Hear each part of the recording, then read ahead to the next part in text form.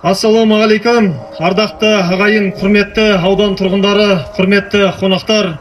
Мемлекет басшысы Қасым-Жомарт Кемелұлы Тоқаевтың бастамасымен Таза Қазақстан акциясының аясында облыс әкімі Марат Елеусіннің үлкен қолдауының арқасында ағаш егу акциясы ауданымызда жалғасын тауып жатыр. Бүгін киелі мекеніміз Керегет аулы қасиетті кегенімізде 5100 ағаш егу жұмысы жалғасын тауып жатыр.